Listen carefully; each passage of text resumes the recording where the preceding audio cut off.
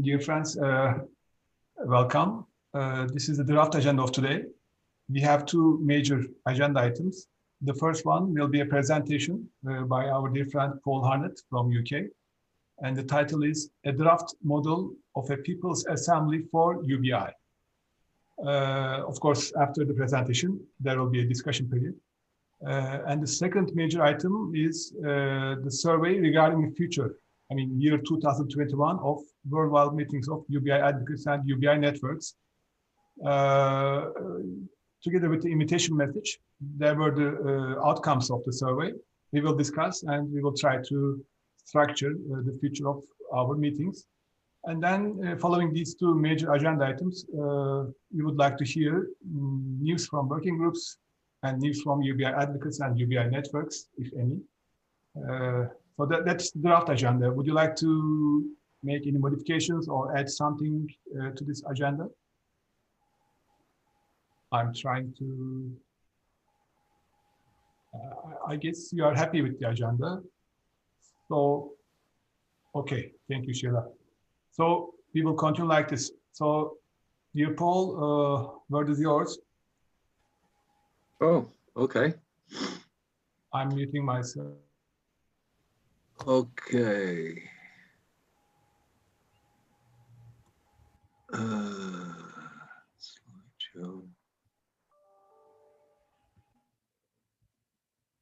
from beginning.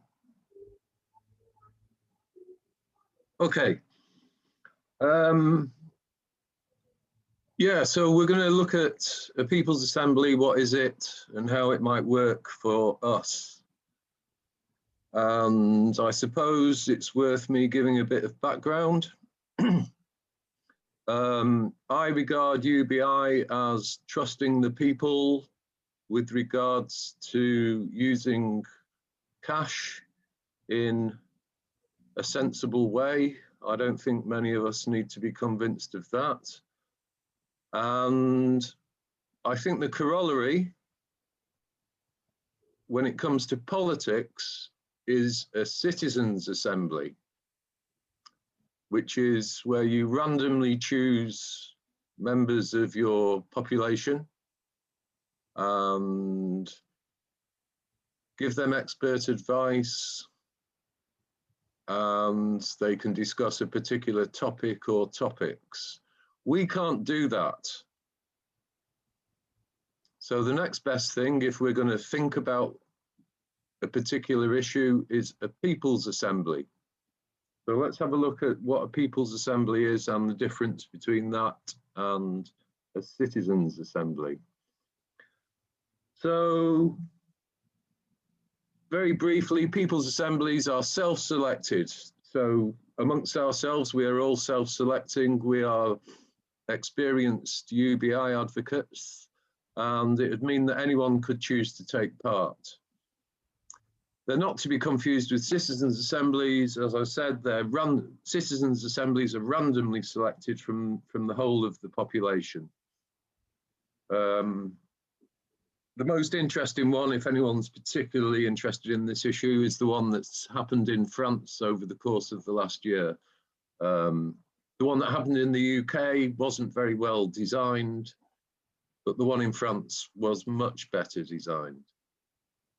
And it was on the subject of climate change.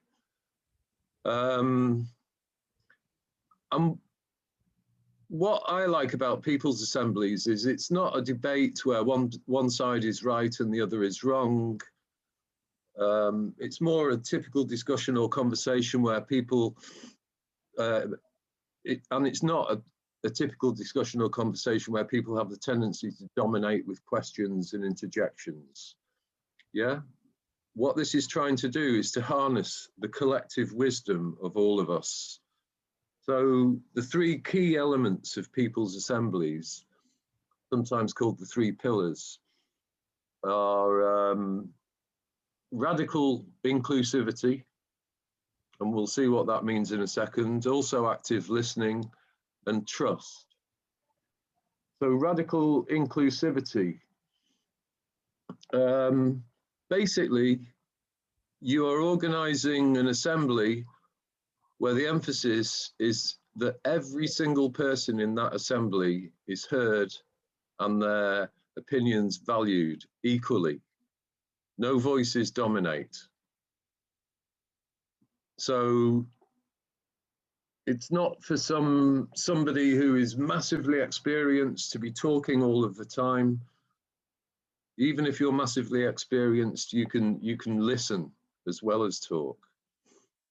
And then hopefully what you get is the collective wisdom of the assembly. And as I'm sure we're all familiar, we all work better in teams. Ideas are thrown around more and more and more, and the whole is better than just one individual working by themselves. And people can participate safely and openly without fear of judgment. And at its heart, radical inclusivity is a practical step which enables the widening of a movement by providing agency to all who participate. And we use that word agency with respect to basic income. We're using it here with respect to politics, I suppose, and decision making. So if you are going to be inclusive, you have to be aware of potential barriers to engagement. And you have to work to make sure those affected can actually participate. So you might think about sign language or whispering interpretation for those for whom English isn't the first language, and maybe other possible means by which barriers can be removed. And we'll look maybe a couple of those later.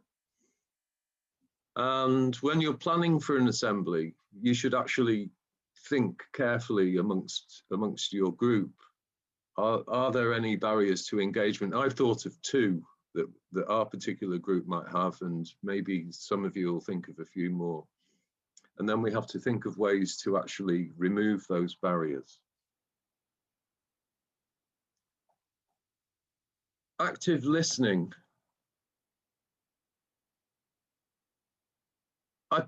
I'd include myself amongst the people actually who aren't brilliant at active listening.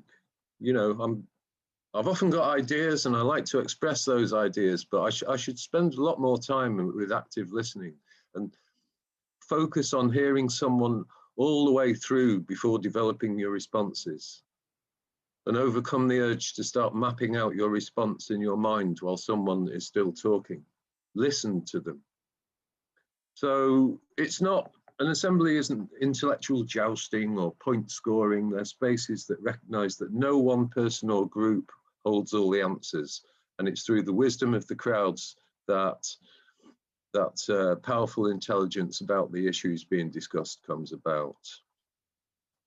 Active listening is also vital as it enhances our capacity to empathize. When we fully listen to others, we gain more of an understanding of people, their views and their concerns. And I personally think that's so important for us because we come from so many different countries and so many different angles. And there's a quote there at the bottom from Aristotle. It is the mark of an educated mind to be able to entertain a thought without necessarily accepting it. And then the third pillar that we talked about was trust. We all have to trust the process, essentially. So once the system and process for a people's assembly has been agreed on, we should all trust that process, trust the facilitators and trust the various working groups involved. It's essential that the facilitators and the assembly team enable this trust through sticking to the agreed process and ensuring that everyone follows the facilitators. It's not meant to be a perfect system and can only be effective if people trust that those involved have come together in humility towards to work towards decisions and actions that are best for all. Okay, so if we have one, if our first one, we'd probably make a few mistakes, but that's okay. We can get better at it.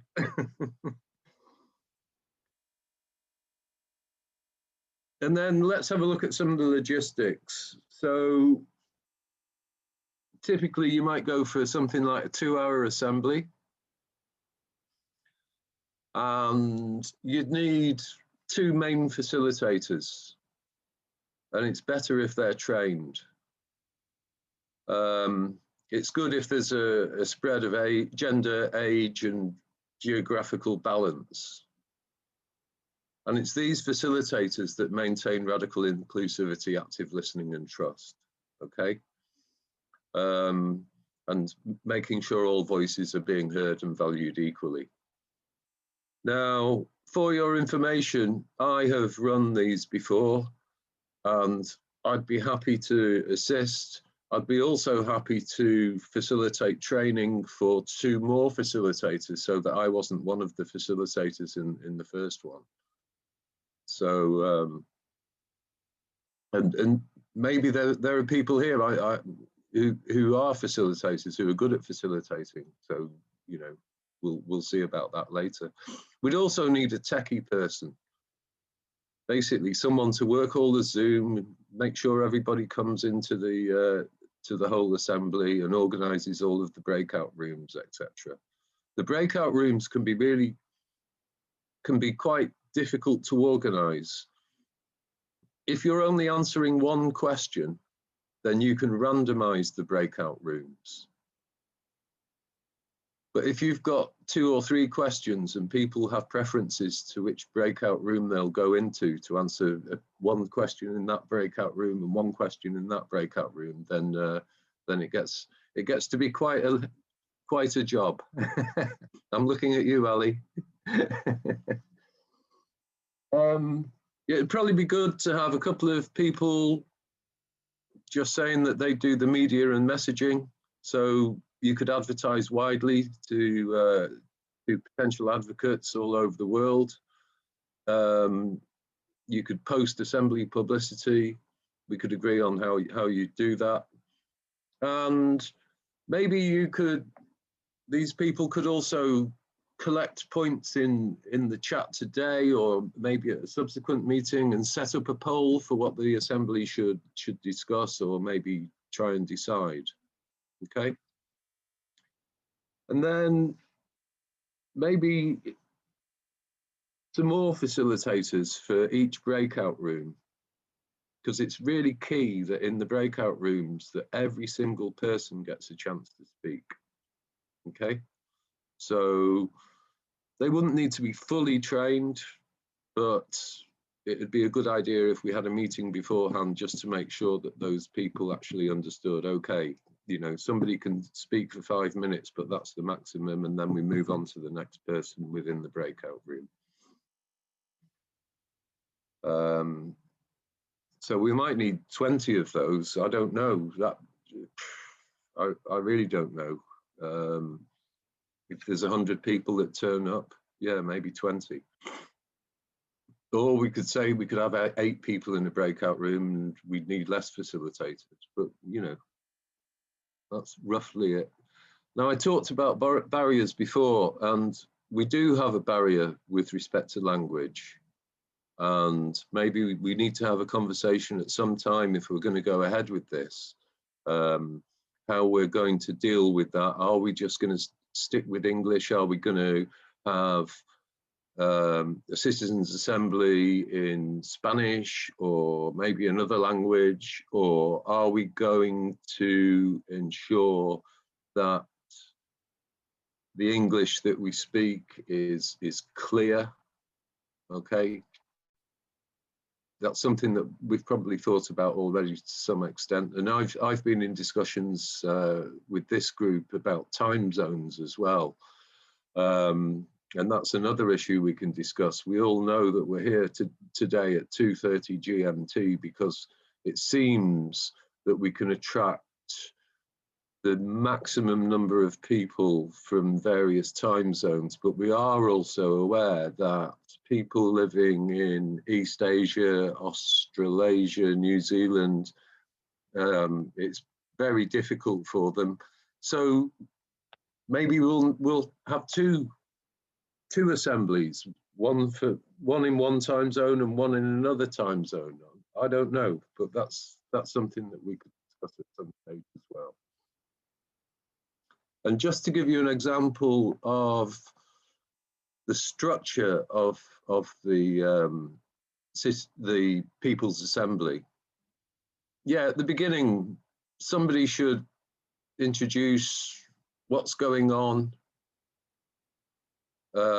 maybe over the course of 15 minutes, re-emphasize the 3 pillars that we talked about before, clarify the question to be considered. The question to be considered is really important. If we wanted to, we could invite stakeholders to speak. I don't think that it would be beneficial if a basic income advocate within our group spoke, but maybe a recipient or even a politician, maybe that could work. But if we did that, then we'd need a bit longer time. Okay. So when I say a recipient, I'm thinking back to the Congress in Hyderabad, where we had, I think it was 5 or 6 recipients who spoke at that Congress. That was one of the most powerful sessions I've ever been at in my life. It was so wonderful. So that would definitely give a new slant. But also, if we had a politician who could speak, maybe that would help us as well. But maybe that all depends on what kind of questions or decisions that we're going to ask. So that would happen at the beginning. Then the key issue, because people's assemblies and citizens' assemblies are all part of deliberative democracy. So the key part of this is deliberation. And we have groups going into breakout rooms and discussing the issues that we've decided upon for 45 minutes, which should give enough time for every single person to speak about how they feel, what they think is a good idea, etc. And within those breakout rooms, a facilitator should be there, always ensuring that everybody gets to speak. We all know that some people are quick to speak and some people are slow to speak. So we have to help the people who are slower to speak. And there should be a note taker in those breakout rooms that makes sure that all the views are written down. Then you can have a break, and then we all come back into the assembly and we have integration stroke output. And that can take, yeah, maybe 45 minutes again. And those note takers feed back 2 or 3 key points to the whole assembly. Okay. Now, it doesn't have to be, you can be a little bit more flexible, and the note takers at the end can say, I hope that I've expressed the views of my group okay. If there's anybody who thinks that something was said that I haven't expressed, please say now. You know, that it's not so formal that you can't do that. But eventually you should be able to hear the views that have come through all of those breakout rooms. And then you would have an overall assembly note taker who would be taking notes of all of the feedback from all of those breakout rooms, and maybe make a summary and summarize the key points. And maybe even then you can ask people to react. You know, people can click on the applause button if they really like that particular point, and somebody could be there monitoring. Okay, 80% of the assembly thought that X point was really good, 60% thought that point was really good, and so on.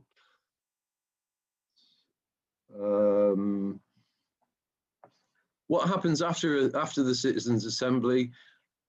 Well, this should be decided before. The destination and legitimacy of the results of the assembly should be discussed and decided upon prior to convening the assembly. And it's important that all assembly participants are made aware of this information before the assembly begins. And I'm kicking off the discussion here. You know, maybe we'd want to publicize it to the max and we should aim for as many participants as we can from as many countries as we can, and if those figures are high, then it gives a greater degree of legitimacy to the Assembly. And obviously we'd need to discuss all of that a bit more at some planning meeting or now, I don't mind, whichever. And this now is really the key issue, what the Assembly should decide. Now, I've got my own opinions, and what's nice is that you'll all have yours as well. I mean, I've thrown this on you now, but I'm sure that even if I just gave you 5 minutes to think, wow, what could a People's Assembly decide for the UBI movement? You'd all come up with some creative thinking as to what really is important right here, right now. So, yeah, we could make some suggestions today, or we could do it another day. And then somebody could set up a poll, doodle poll, or whatever. There's loads of poll software out there, and we can all vote on it. And at some stage, and what it should decide, it could be a discussion point, it could be a proposal, it could be an issue with respect to organising, or an issue to do with decision making. It could be that we have more than one decision. So as I said before, if we thought that there were 3 issues that the Assembly should decide, then yeah, we could actually do that, and we could allow people to choose which breakout rooms to go in, depending on which was the issue that attracted them most. And we could get feedback from each of those breakout rooms on 3 decisions, or even 4. Obviously, the more decisions that there are, the more complicated the logistics become of running it. So I've kept this short, and there is time for questions afterwards, I hope. But what I'm thinking really is that this could be a groundbreaking move for our movement. I think we're in an absolutely critical point in time. The popularity of UBI has never been higher, and we need to capitalize on it. So, and I think it's important that we embrace some kind of deliberative democracy, because it parallels UBI in trusting the people. I think we would have quite a degree of legitimacy if we attracted as many experienced UBI advocates from as many countries as possible. If we said, you know, there were 80 people there from 35 different countries, I think that's, you know, that's quite a serious degree of legitimacy. But the most important thing is that just with ourselves today and other meetings where we've had, I think, 60 people, the collective wisdom in many of our meetings has been huge. And I think this is a really, really good mechanism to embrace everybody's wisdom and make it into a collective, so that we're harnessing all of our wisdom. And this is a pretty good way of doing it. So I hope I've given you the bare bones of how it works. I hope it all makes sense. And if anyone's got any questions, let's go. I think that was the last slide. Yeah. And I'll stop sharing. Great. So this is the end of the presentation, I guess. That's the end of the presentation. Some people will have heard of this before. Some people won't. So it might be like, oh my God, what's he just said? So please ask any questions you like. If you want more details, further details, digging down into it, or if you weren't sure about anything that I said, but I've presented this with the view to maybe having a citizens' assembly on UBI at some stage in the future. I suspect we'd need a planning meeting beforehand and then go for it.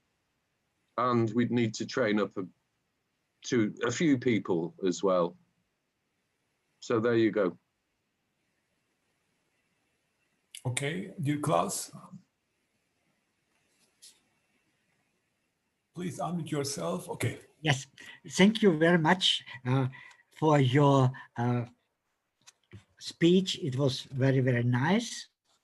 I have one question because you have mentioned also decision making. Have you also thought about the possibility of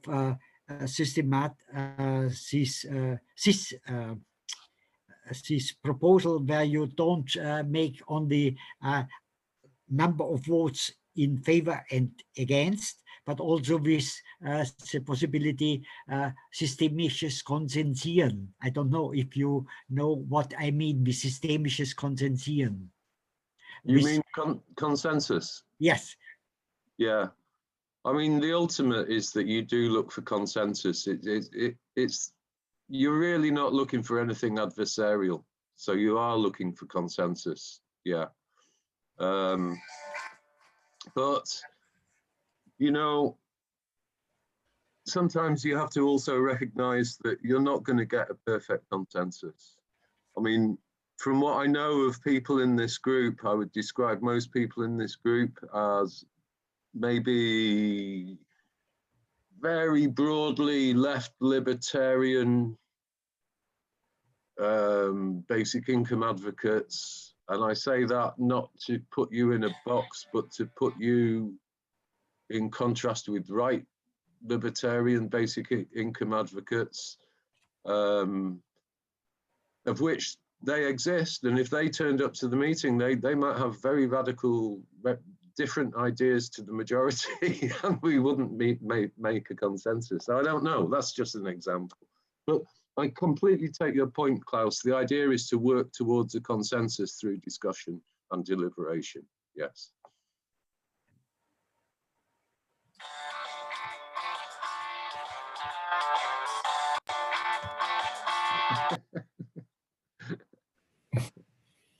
Any other friends would like to contribute or ask questions? I can't see any. Sorry. Prayer, please unmute yourself. Yes, I'm sorry. I've been late. I just want to know what kind of statement or decision you want to get with this popular assembly in UBI, because generally the results of this kind of assembly, it really depends on the question you asked to the assembly. And the second one is, does the goal of this system is to force the people with different interests to unite, to make a group who can have a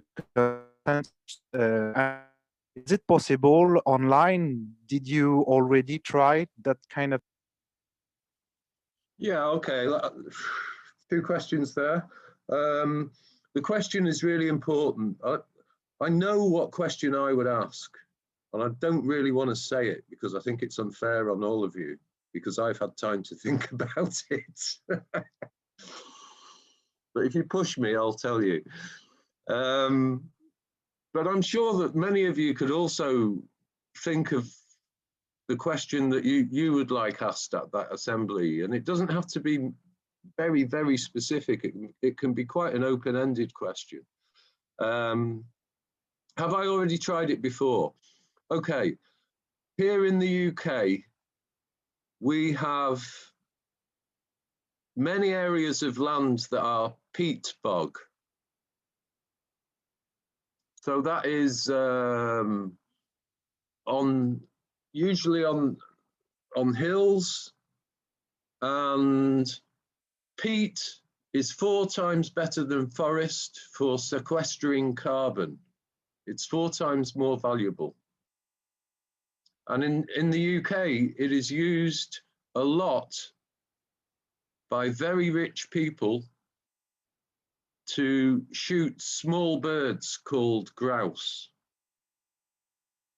And every winter they burn this land. And this land is some of the most valuable land.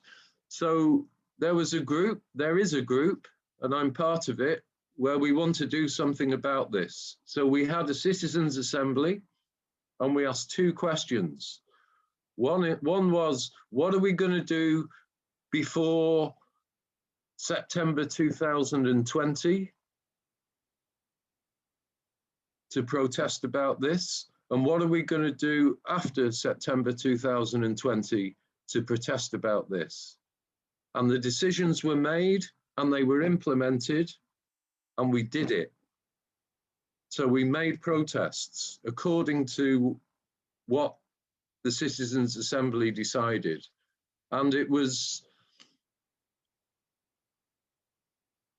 I wouldn't say it was a complete and utter consensus, but everybody trusted the process and felt as though they had all been heard and agreed with the final decisions.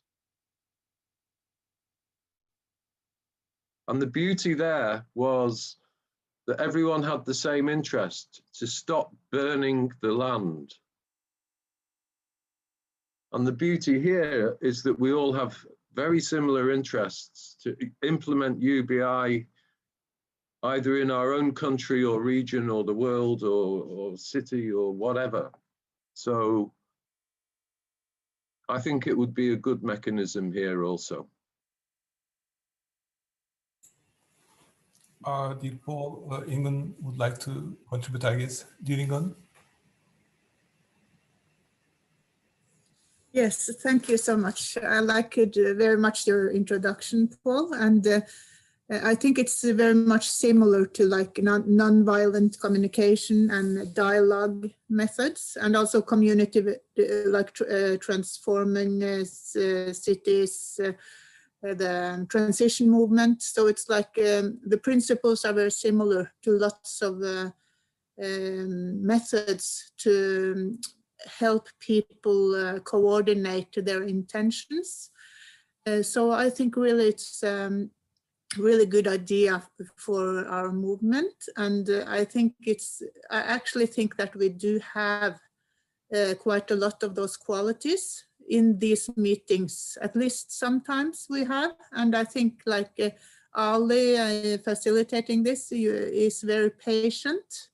So here, I think the way we are working together in this group is really, we have lots of these qualities sometimes. So I think just like by you talking about this now, we can encourage each other to help forward these values in our communication generally.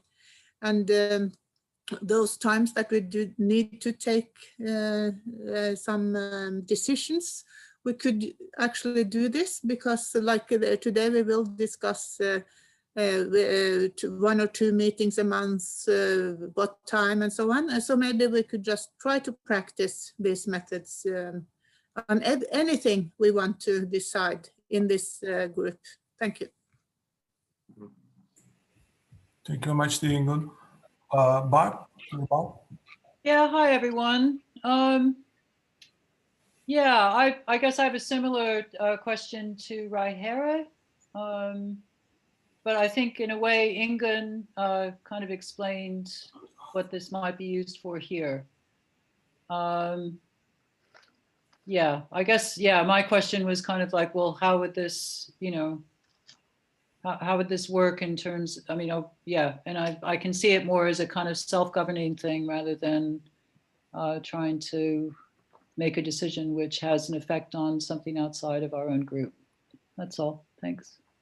Oh, and just to say, Paul, you were kind of mixing up between People's Assembly and Citizens' Assembly. I always get it mixed up. Yeah, no, just to, I mean, a Citizens' Assembly is a randomly picked group of people from some, usually volunteers, but the population. Anyway, thank you, Paul. That was great. And hopefully, yeah, going forward, we can at least run meetings like this on these sorts of principles. Thanks. Thank you, Barb. Our friends from Canada, I can't remember your names, but please. Jen. Thank you, Paul. That was a great presentation. We did have a citizens assembly experience in British Columbia in the early 2000s to do with changing the way that we vote. And but that was definitely not the same as a people's assembly, which is where people just present themselves. You know, it doesn't have to be a random selection. My question is more about our current state of affairs, which with this pandemic, which is for the time being ongoing. Can we do what it's about technical? Can we do this on Zoom? Like, how would we do the breakout groups? And if they were all being recorded, then that takes a little bit of pressure off of the note taker. And how could we use Zoom effectively to bring this across, to use that? And I just love what you said about our collective wisdom, because that's exactly what we need right now. Right. Yeah, I've done it on Zoom before. Zoom's actually a good platform for it. Yeah. And when you consider that we've had people from all over the world in these meetings, I can see if we publicize this properly, we could get a really good response within the movement. Yeah, it's interesting what you say about BC and the Citizens Assembly that discussed constitutional issues, voting, etc. It's often used by people who are against citizens' assemblies as an example of one that failed.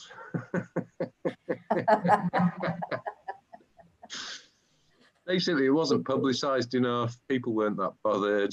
It's like, that's it. That sounds boring. Yeah. So yeah, the BC example was not a great example. But people's assemblies have been used for all kinds of things. You know, activists have used them in the middle of demonstrations when they've hit a really tricky situation. What are we going to do next? And one of our colleagues from Chile, who's not on the meeting today, but I'm sure she was saying that they were used a lot during the protests in Chile last year.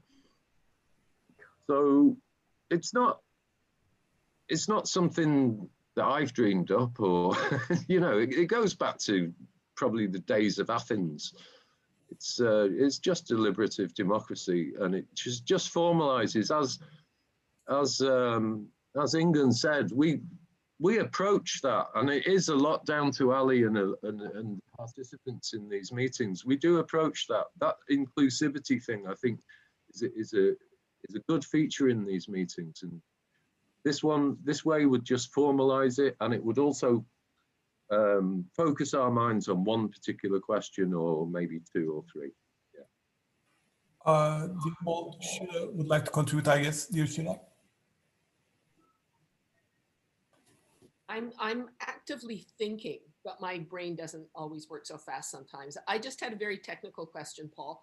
Do you know, because I've been part of groups that are done on Zoom by this, and the main session is recorded, but we didn't record the breakouts. Can you do that? And in this case, like some people didn't want the breakouts recorded because they wanted to be able to speak more frankly. So just wondered about.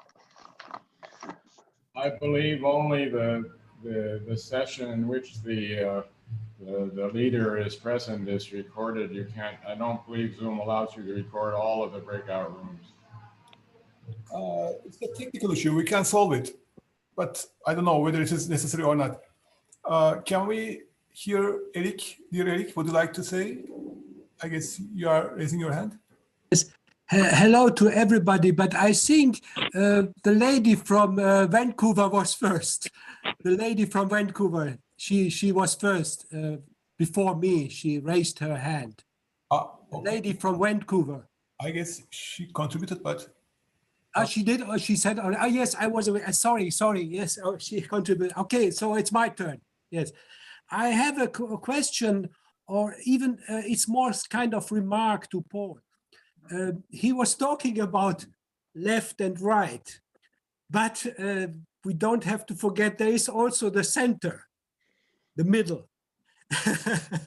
And I remember that in one book of Götz Werner, there was somebody had a opinion about the book, and he wrote that you can even talk about radical center. We had we had a part in Hungary called center part, and I think that our movement is more a bit of a center part. Where are we? Left or right? Something we are in the middle. That's in the center somehow, I suppose. But it depends on the personality who politically. But I have one more question that was very interesting from Ingo about non-violent communication. And I remember the book from Marshall Rosenberg, and it was so very, very interesting and very effective, I think. And we learned this also in deep ecology. We have learned these methods of how to communicate without violence. But it's not always, the theory is very good, but the practice sometimes it's very, very difficult, because you have emotions, you have history, there's a lot of pain and there's to solve, and so sometimes it's not always working, not violent communication, I think, but the idea is very good. Thank you. Yeah, well, as they say, Eric, it's neither left nor right but forward. Yes, it's very good. Yes. But really, what I was trying to distinguish there is often people think, I mean, this is a topic that really needs addressing, I think. Amongst QAnon, and the penetration of QAnon in the United States is pretty serious at the moment. A lot of those that stormed the Capitol building last week were QAnon conspiracy theory advocates. And there's a figure that says 25% of the British population hold views that have come out of QAnon. That's serious. Also, within those groups, there is a view that basic income is some kind of plot by the cabals that control the world to control the people. So maybe that's a question that we should look at. I don't know, but yeah, to go back to the left and right thing, I think the key issue for me is that whether it's centre or centre left or whatever, I think many of us would agree that we'd like to see basic income and basic services. But there are basic income advocates out there who would see, right, you've got your basic income, that means that we can leave all services to the marketplace, which is completely different to what many of us would think. But anyway, I'll agree with you, Eric, but I'll just say, yeah, it's forward. Forget left and right. Dear Paul, can I add a few things? As far as I see, nobody's raising her or his hand. The first issue is, first of all, it's very interesting. Why not to try? The cost is our time. I mean, we don't need any money to spend to realize this project. So we should try, my point is. And the most important 2 points are, at the end of these sessions, there will be concrete decisions and there will be like a press media release at the end. This is very important. For example, what kind of decisions we can take? First, let me give you an example. You remember in April or May, the minister from Spain told that they will start basic income. But after a few weeks, it was very clear that it was not something fulfilling the expectations of basic income characteristics. So very clearly, we can say that, okay, the minister from Spain, you are just using the terminology, but what you are talking about is not a basic income. And this is not from one body, but if this is from an international body, then it will be like a, how I can say, it will be like regulating the political arena. So if there will be another minister from another country saying that, okay, we will distribute basic income, but to only these people or for a certain period of time. I mean, these do not fulfill the all expectations of the definition of basic income, then he will be more careful and he will think twice before using these words. So there are a lot of issues that can be decided, and I mean, which I believe this most important part of these meetings may be the concrete decisions first and the media or press release at the end of the meetings. I would like to share something very quickly. This is from the survey, just to, there was a fourth question I painted to blue. Further suggestions to be put into action during or after the meetings. It was together with the invitation messages, it was an attachment, and assembly of 4 UBI networks and periodic press releases. This doesn't have to be a 4 UBI networks, but 4 UBI people. So at the end of the day, most important 2 issues is concrete decisions and media release. Another thing is regarding Paul's contribution. This is another discussion in Turkey too. We call UBI as a tool for emancipation of people, but to have or to distribute money to people, is it that simple? It shouldn't be that simple, because there are 2 roads. One road may be a freedom road, the other may be a slavery road. So our point is mostly try to keep it on the freedom direction. This is my thought. I mean, whether UBI will be or not, it's a separate discussion issue, but more important is how it will be. So I think there is a lot of things for such a group. I agree that these meetings are good for interaction, communication, maybe collaboration, but if we can add such concrete decisions and if we can prepare press releases, it will be more powerful. And also the media groups, they will take them more seriously. I mean, let's say you are a small network in one country, you say something, it's not that important. But if a certain number of people from certain number of countries come together and after such a session make a decision, it is much more powerful and it may have more coverage in the media. And also, let me say you one thing.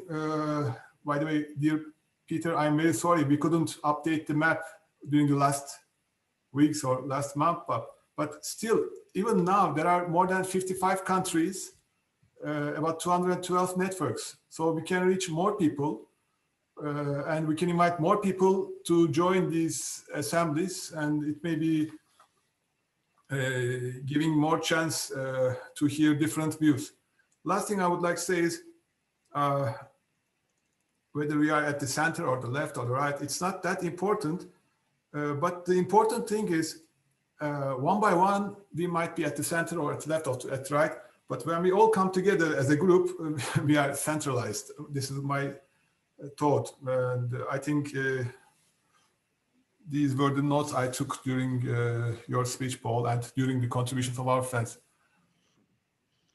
Well, I think you're inching towards us making some kind of decision, Ali. And I was hoping today that we'd at least make one decision. Should we do this? Should we try it out? Suck it and see. And if we do, we've got a few more decisions to make, such as what is the question and can we find people who will be facilitators, etc., etc.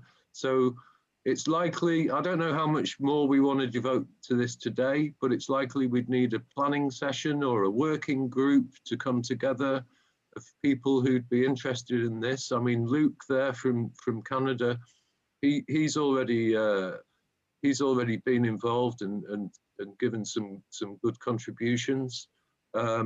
but other people as well. And it's really important that some women would get involved, I think, so that we get a spread, geographic spread, gender spread, age spread. So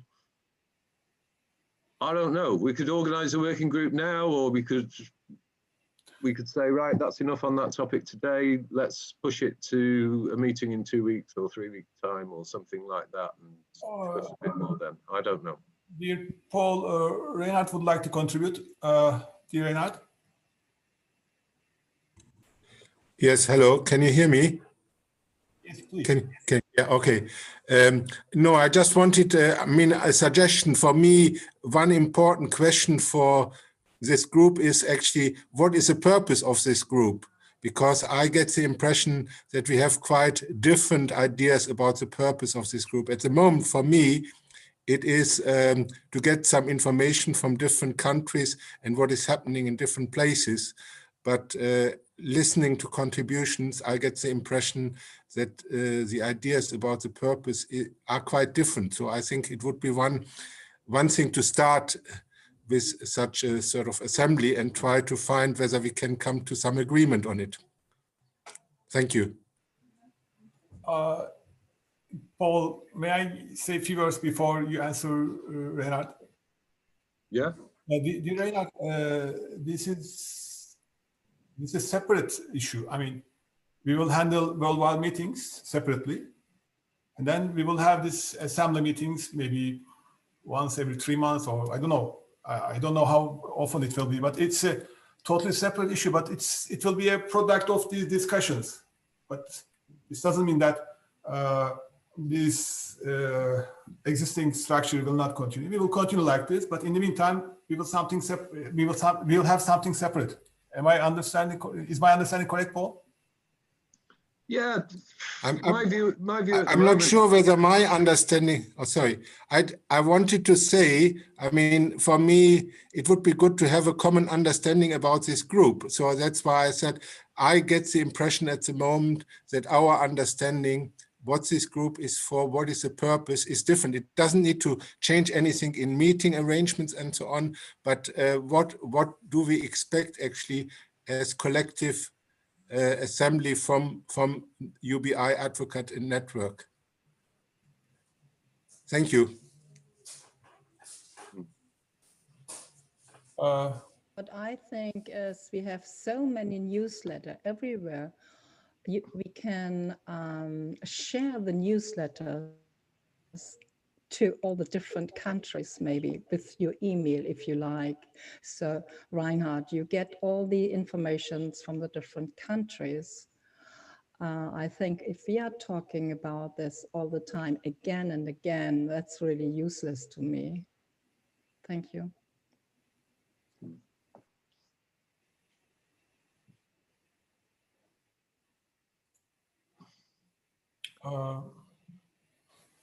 Dear friends, I'm very sorry. Maybe I have to.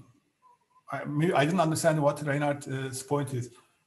Our point is we have these meetings, and it will continue. And during one of these meetings, there was a presentation by dear Paul, and he proposes an additional idea. We will realize it or not. That's what I understood. Am I correct or not? I don't know. Paul? Yeah, it's just a new way of having a meeting. Additional way? Yeah, an additional way. And it's a way that I think is appropriate for this group. And if we stick to looking at 1, 2, or 3 decisions during that assembly, then I'm sure the collective wisdom will come up with a lot of really good ideas. Okay. Dear Reinhard, are you, do we have an agreement? I'm not sure. As I said, for me, an important question, as I said, that I just raised, an important question is, what is the purpose of our group? And that could be discussed, because I think we have different, I mean, that's just a suggestion, because Paul said it would be good to have a sort of important question. And one important question for me is, what is the purpose of this group? I'm sorry, I'm talking too much, but can I say one more sentence regarding this issue? I think from the very beginning, my understanding is that communication, interaction, and collaboration to increase communication, interaction, and collaboration between the possibilities between UBI advocates and UBI networks. That's all. I know many people are meeting here. They are structuring some panel discussions, or they are structuring some survey studies or other things. But this is the kind of gathering, and we are just in interaction. That's all. We do not have any decisions. We do not have any press release. Do we? Did we have up to now? We didn't. For example, there was a campaign for UN letter to the chair of the UN, but it was a separate campaign. One of the working groups started and they collected the signatures and they sent it to the chair of the UN. Also, there was another survey studies, several survey studies, you know, we are working together.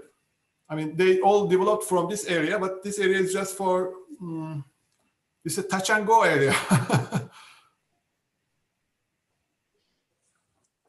Am I clear? No, or not? Or am I wrong?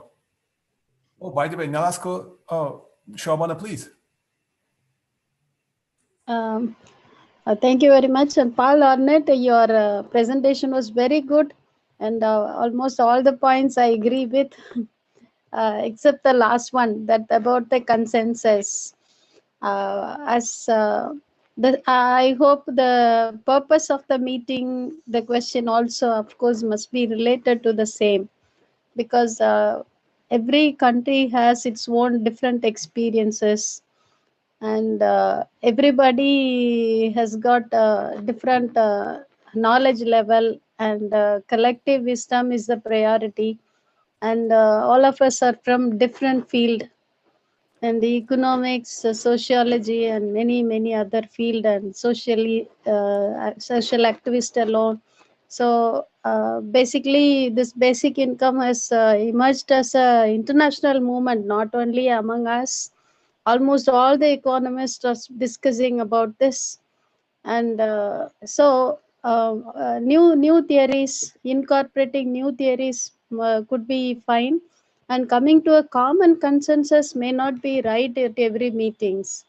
Maybe the decisions that we take in every meeting, we can note down, and we can consolidate all the meetings decisions together. And finally, we can find out whether we are able to achieve it or not, fixing the target and finding out whether we are able to achieve it or not. That sort of analysis could be still further well. And our 1 year campaign, what we will be achieving at the end of that 1 year, all that could be fine. Also, we are from different country backgrounds, economically developed, economically developing, and poor countries. So every country has its own different experiences. And not same theory doesn't apply for all countries. So we need to frame different theories that works out for the strategies too. And suggestions, policies, procedures, everything are totally different for everybody. So maybe as was earlier, the question was objective. The objective could be sharing the country experiences and framing strategies, incorporating different country experiences and proposals for that. And also about the definitions for the basic income, whether it is dignity income or the basic necessity income, all these are decided depending upon the country's necessaries and possibilities and feasibilities. So naturally, it is not a common standard definition also. So that's also my simple suggestion. Any of you, all of you can differ from my view also, but still that's my simple idea. Thank you. Thank you, Shobana. Paul, maybe you can hear Valeria too, and then you can answer all of them together. Or okay. Okay, dear Valeria. I was not audible to you all. Yeah. Maybe I'll speak directly. Shabana, no problem. Is it audible now? Shabana, everything Okay. was, now we are hearing Valeria. Dear Valeria.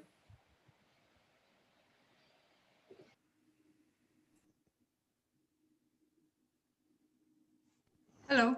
Valeria, please, I mean, the microphone.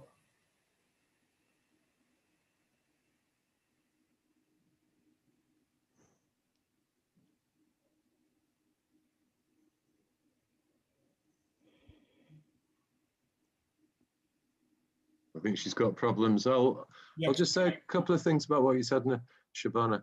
I'm not saying you have to go for consensus. I'm saying that consensus is a reasonable target, but you've got to be realistic.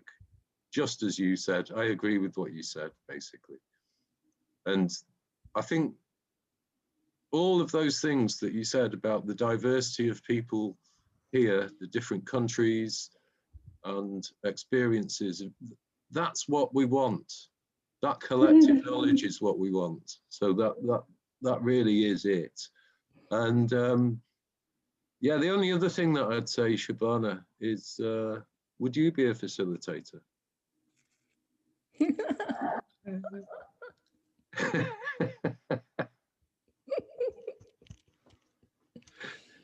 No, facilitating, actually Ali is doing very nice. I have no objection in that. I can join, but other working groups I can join. I'm going to ask you again another time.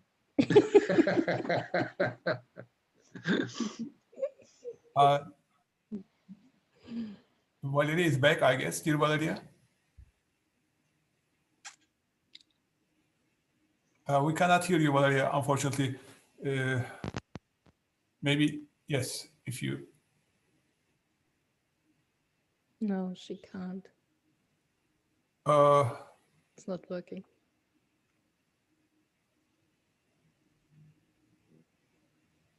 Okay. Dear Peter, you have a message in the chat box. Would you like to share? Or here?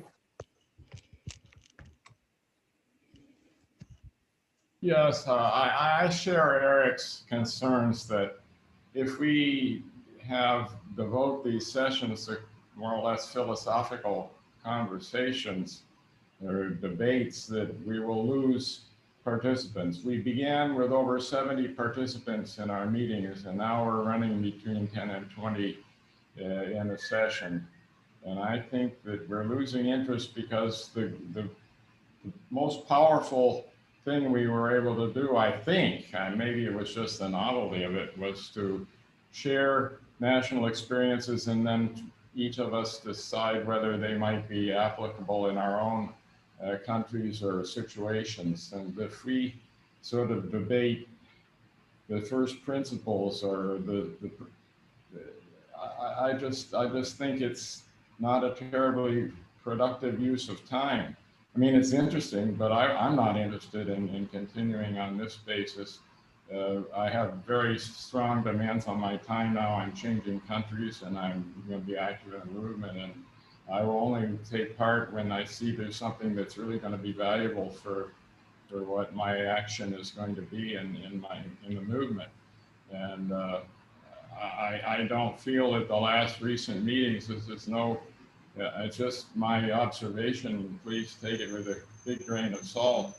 But I think we're losing interest, and some of our well-known people are not coming back to the meetings because they are also under tremendous competing demands on their time, and that we have to think about the value of a meeting for a person's time and their use and their activity in the movement and their other aspects of their lives.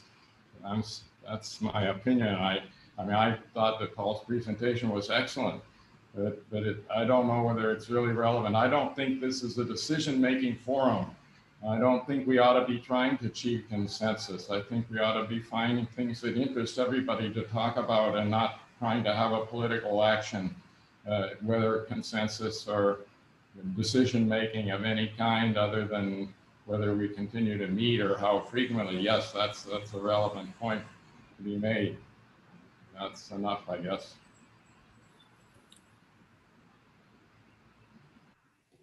Thank you, Paul. Any other contributions? Paul? Yeah, okay. Bang on that point, Peter. I'm going to reveal now what I would suggest, and I'm not saying it should be this. I'd really appreciate collective wisdom here, but I'm going to reveal it because of what you've just said. UBI is at its most prominent in history right now.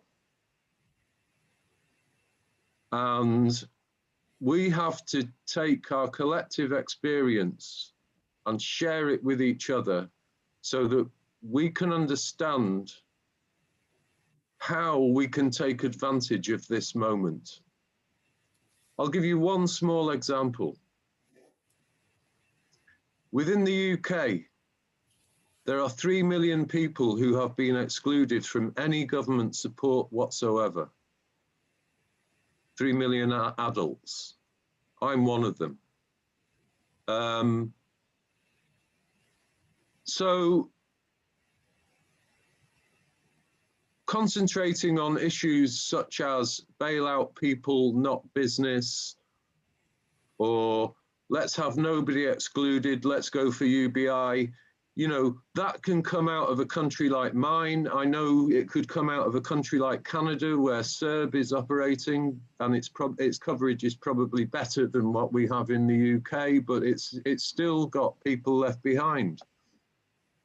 So taking all of the wisdom and then the Indian experience, the African experience, we get people from as many different countries as possible and talk about how all over the world business is being bailed out before people, or anything else that anyone else wants to talk about that have got experiences that are completely different to what I might have, you know, and put it all together and work out some kind of way that we can take advantage of this critical moment. Because we have got, the wind is in our sails in terms of people's thoughts, but obviously not in terms of political power. Thank you, Paul. May I say a few words about Peter's contribution? First thing I would like to say is that these meetings, Zoom meetings, started 3 years ago, and Jenna was the starter. And we were having once a month.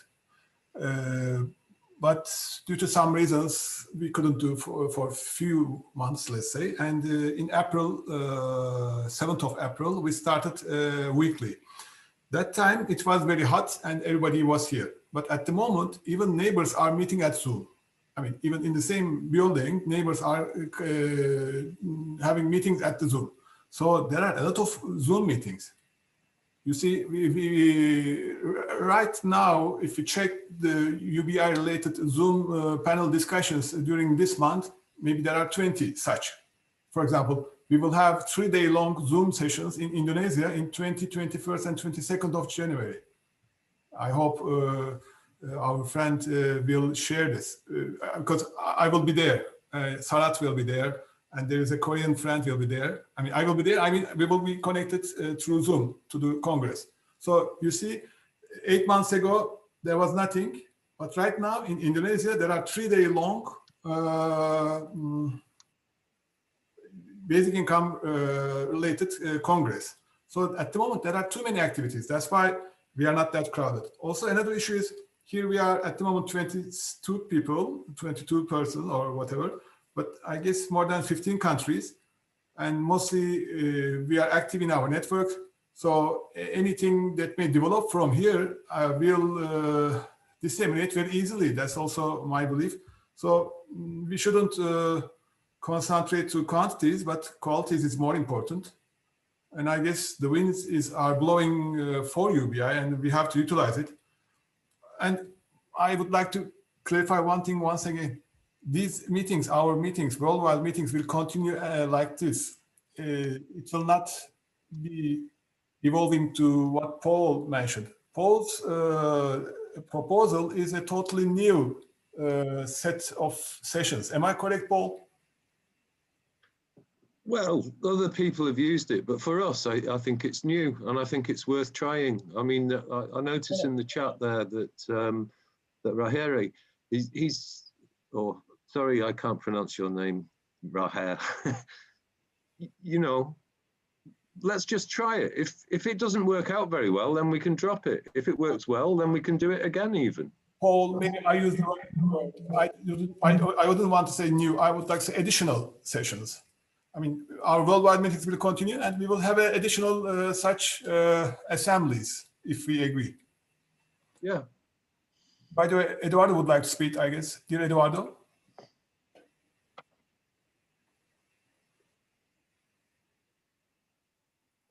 Dear Eduardo, please unmute yourself.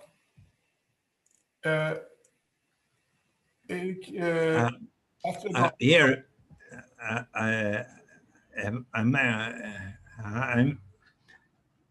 I would like to compliment all of you.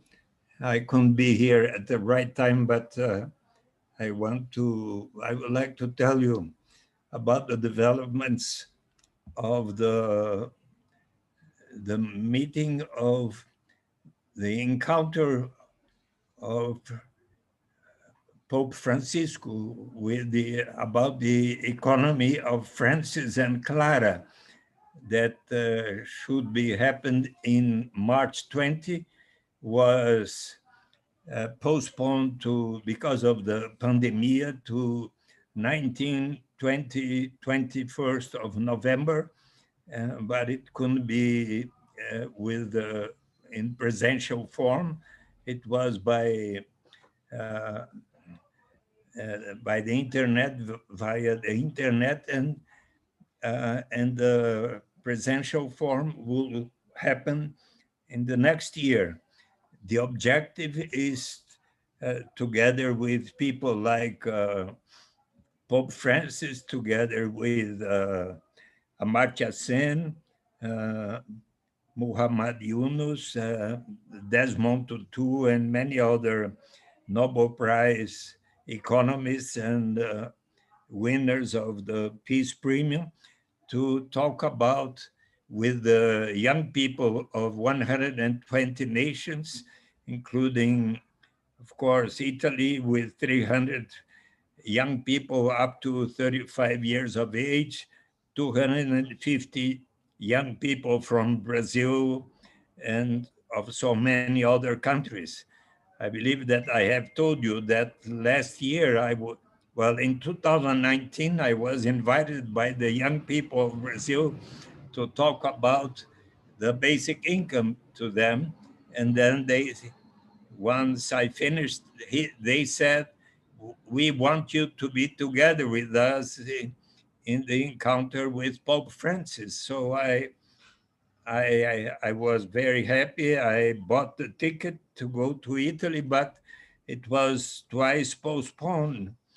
And but after the meeting of 21st of November, I had a meeting with the young people of Brazil, and I told them, let us write a letter to Pope Francis for him to include the universal basic income in the proposals in order to have justice and then to have peace in each country and between the countries.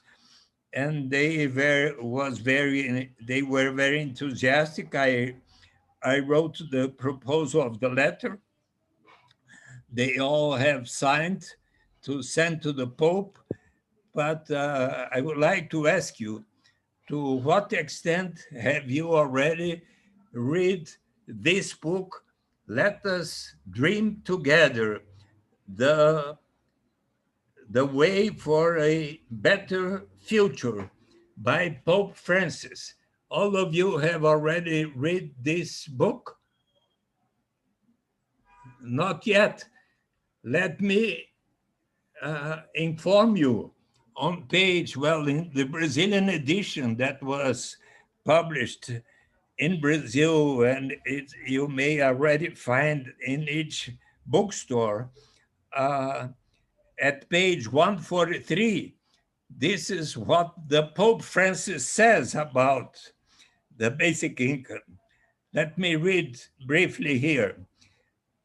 To recognize the value of work, non-remunerated work for the society is vital to think about the world after the pandemic. Because of that, I believe that it is our to explore concepts such as the universal basic income, also known as the negative income tax, a fixed payment, unconditional to all citizens that could be distributed through the tributary system. The universal basic income could redefine the relations in the market labor, guaranteeing to all people dignity, to reject conditions of work that condition them to be imprisoned in poverty.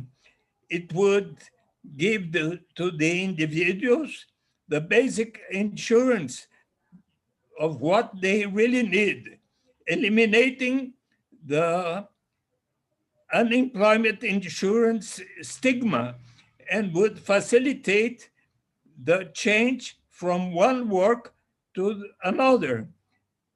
Such the technological imperatives of the new worker world are demanding. Policies like this also could help people to combine time dedicated to remunerated work with time for the community. So let me tell the UBI advocates, we have now a new, very important companion in our campaign for the universal basic income. And you may find in the bookstores, I believe that in all languages, in German, in English, in French, of course, it is everywhere. Let us dream together. It's a very important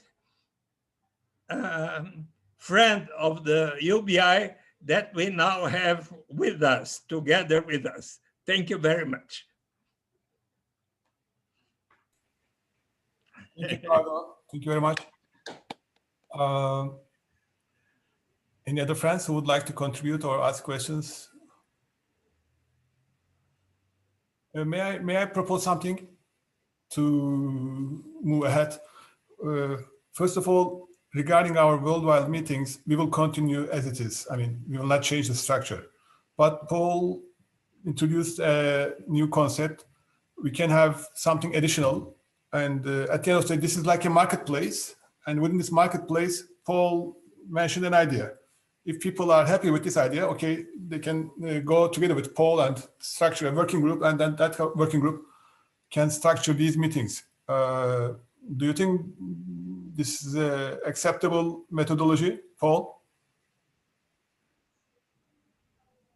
Yeah, I think all we need to do is, if there's a majority here now who thinks that this is an idea worth pursuing, then I can put an email out. People have already said that they're willing to contribute. Other people might want to contribute. The more people that contribute, the better. And we can have a working group and work on this and come back and present at another meeting and organize towards a particular date for a People's Assembly. Yeah. So I think I can see Ingun and Eric, and I also agree.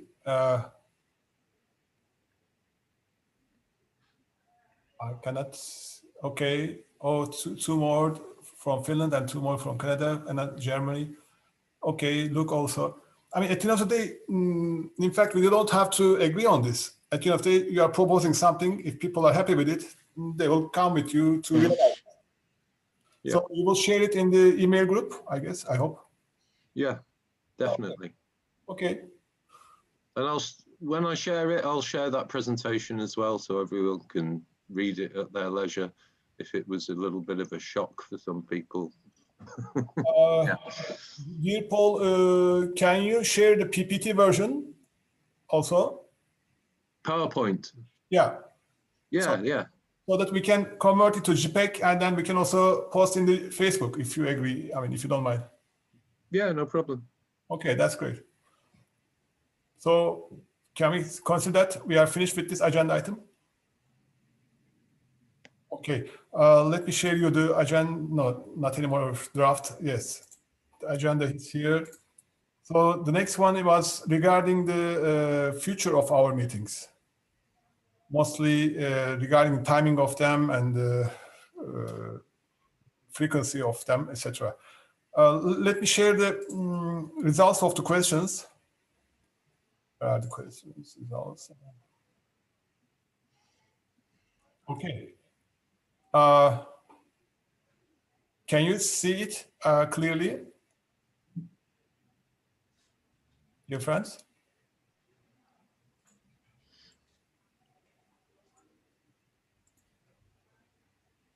No?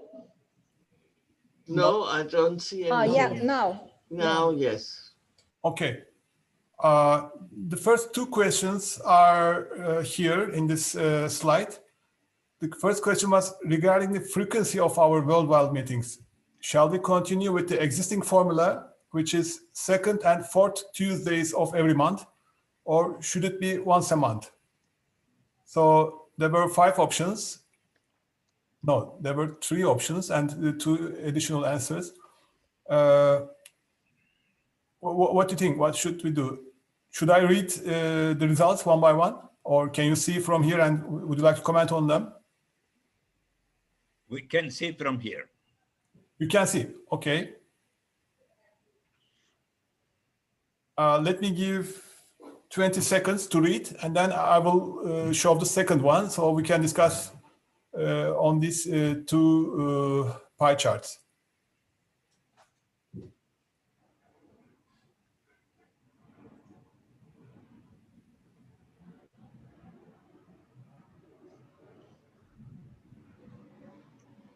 Okay. Now I will go to the second one. Regarding the timing of our meetings, should it be always at GMT 14:30 or alternating at GMT 14:30 and GMT 8 a.m. respectively, and alternating at GMT 14:30 and GMT 12 respectively, etc. So you can also have a look. Let's wait for 20 seconds again for this slide.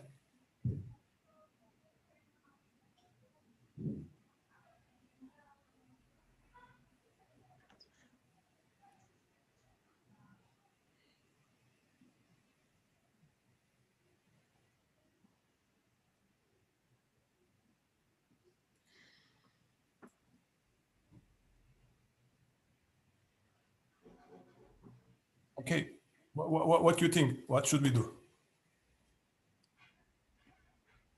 Klaus, dear Klaus.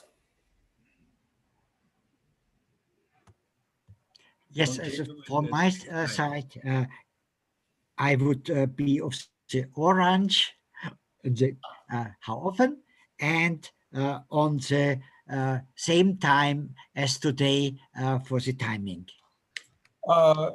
Dear Klaus, let me share at the screen so that. So I look to the orange, 23%. There, I would be for that. That is one point. Okay. And the other point here, I would be for the same time as it was today from 14:30 GMT. Okay. In fact, in the second question, we have 38.5% Yes. GMT 1430, it's quite dominant. But Yes. this one, there's a problem whether we should have the meetings on the second Tuesdays or fourth Tuesdays. So your choice is fourth Tuesday. Am I correct, Klaus?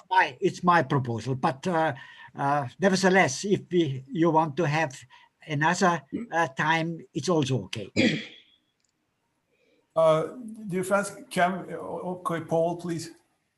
I agree to Klaus? To Klaus, I'm sorry, yeah. I agree to Klaus. I think it's perfect for me. Thank you. Thank you. Paul? Yeah, what comes out there, we used the word consensus before, and if you were to have meetings twice a month on the Tuesday, one Tuesday would be at 8 a.m. and one Tuesday would be at 14:30, then you would satisfy the vast majority of people in that poll. Let me share once again. Maybe it will be easy. Would you please repeat your proposal? If you had it twice a month, okay, on the second and fourth Tuesdays, yes, then all those people who'd like it once a month could still come along once a month. And then if you go down and you look at the times, there are people who really like this time at 14:30, and then the next biggest group of people would like the meeting also at 8 o'clock in the morning. So if you had one Tuesday at 8 o'clock in the morning and one Tuesday at 14:30, then you would be satisfying a huge number of people. So Klaus could go to his meeting that he likes once a month at 14:30, but you would be able to get other people to come along at 8 o'clock in the morning who wouldn't normally come.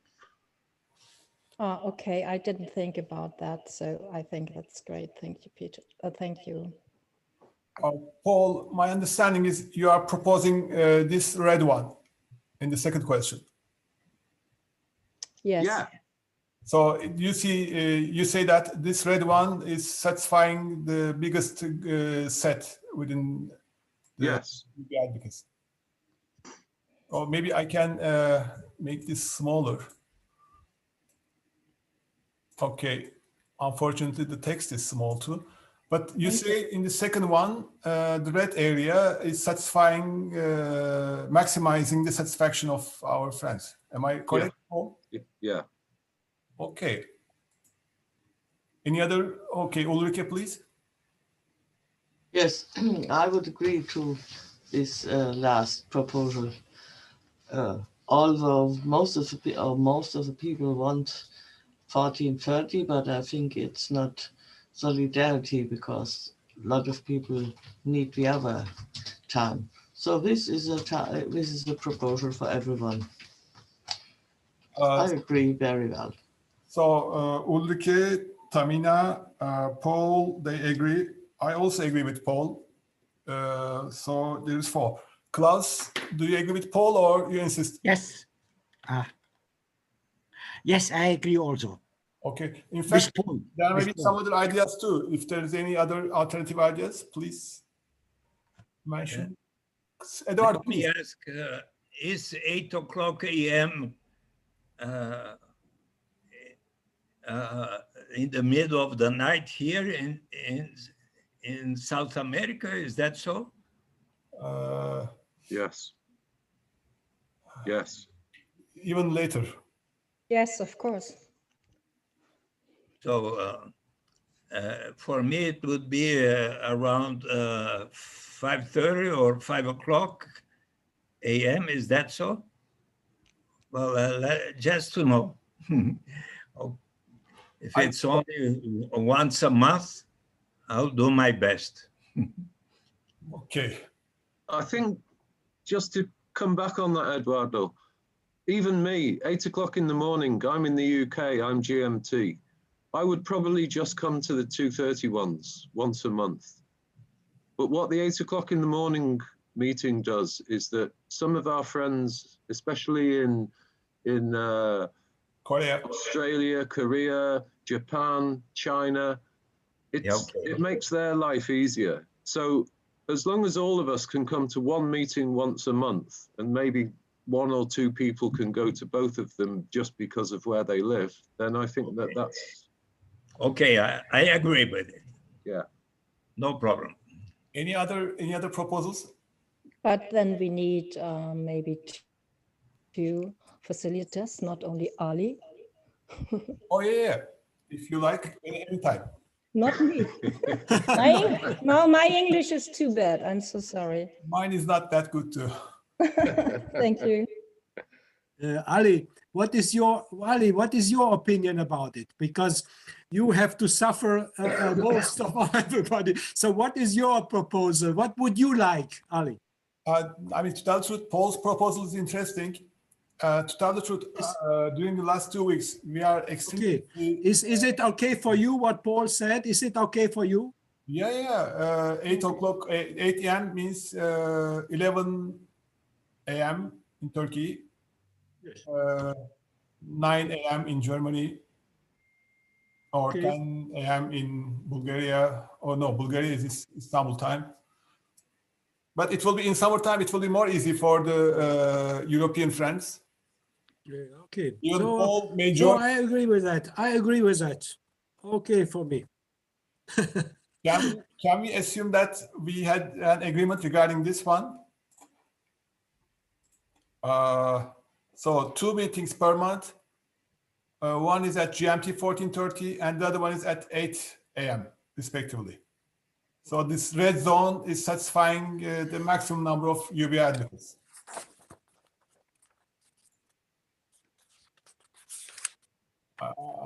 I cannot see any other proposals. Okay, so, and there is another issue regarding the answers to 3rd, 4th, and 5th questions.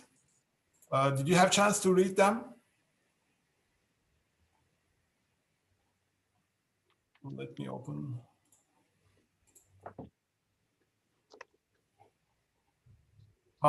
Third question was agenda suggestions for the meetings. 4th question was, 1 second. Further suggestions to be put into action during or after the meetings. And 5th question was how to make the meetings interesting, new ideas. Did you have a chance to read the answers?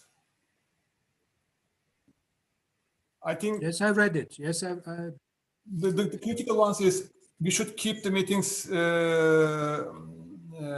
we should finish the meetings within 90 minutes. Do you think we should have such a rigid decision?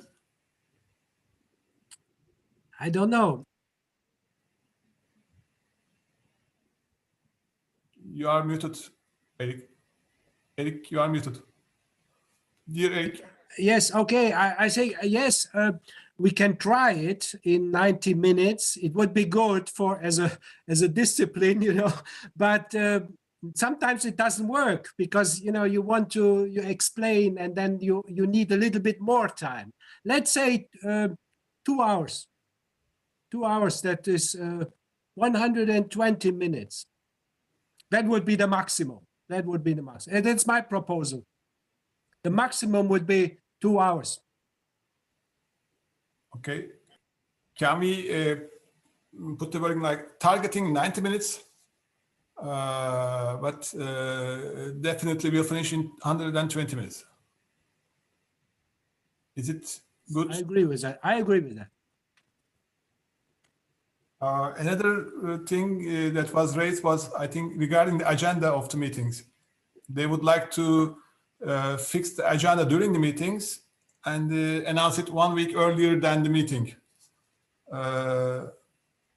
It's a quite difficult issue. One thing we can do is, if there's any agenda proposals, it will be very good so that we don't try to find the content and the speaker and make the necessary arrangements, etc.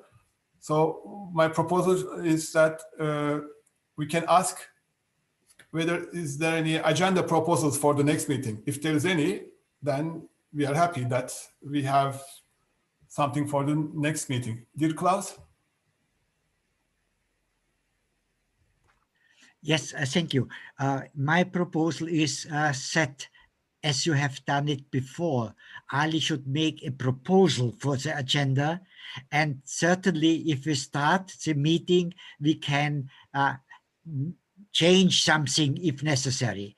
But it is much better to have the agenda before the meeting, at least 1 week before. Thank you. Thank you, Klaus. Do you think it makes sense? For example, during today's meeting, we can say, do you have any proposal for the agenda of the next or the following meeting?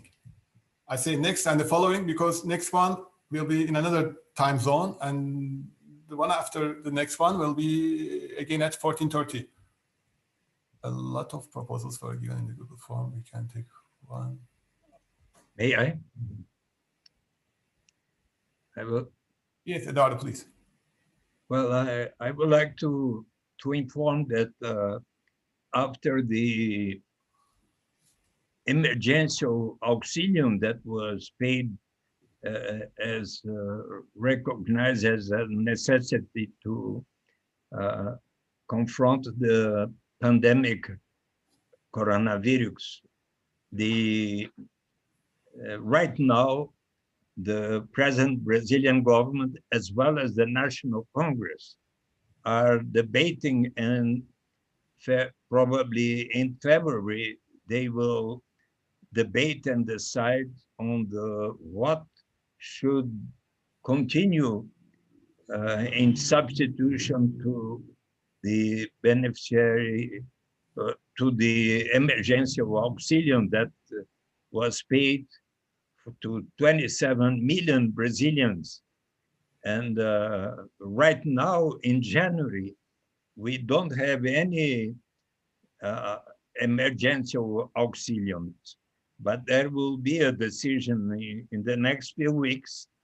And so probably in the next meeting, I may tell you about the decision that has been made or that will be made both by the executive as well as the National Congress in Brazil.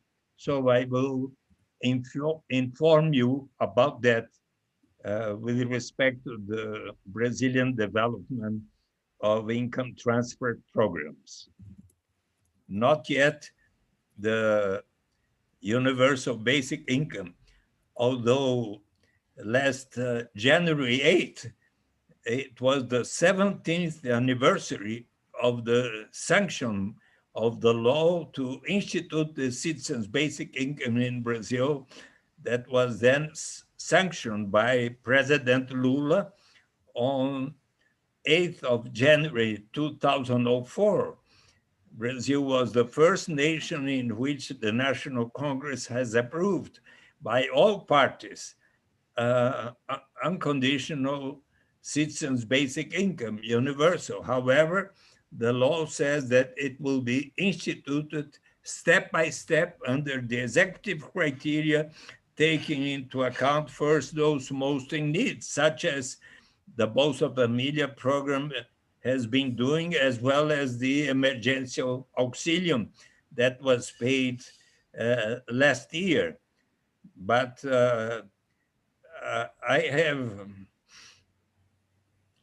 I'm trying to make an agreement with God. I am now 79 years of age, and I'm trying to tell him, please let me be alive until at least the day that the universal basic income is instituted in Brazil. And then, so I have just told my personal doctor today, and that this is an agreement that I'm trying to do with God, with Jesus, okay? That's the information. This is not a good deal, Eduardo. Not only in Brazil. In Brazil and in the in most countries of the world. That's the combination, okay? Now it's much better. Yes, yes, it is. This is Better deal. the complete deal. That's it, okay? Now, thank you. Thank you. Dear friends, regarding the agendas, can I say at the end of each meetings, we will ask for proposals for the future coming meetings. But I think Shabana has something in the chat box. She says that there are a lot of proposals.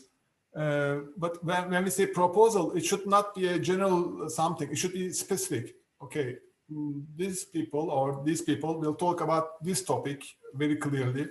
So it will be an agenda item. Now, for example, they say that we would like to hear experiences from different countries, or, I mean, there are many things in the answers, but I didn't see any rigid quote unquote agenda item. Anyhow, is it okay regarding the agendas? We will request from our friend. Okay, thank you, Eric. Klaus, okay, dear friend from Canada, Luke. What else? Do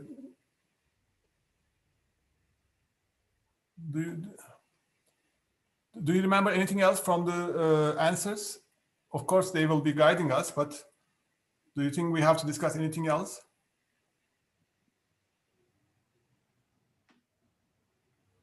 Okay, today we spent about 105 minutes,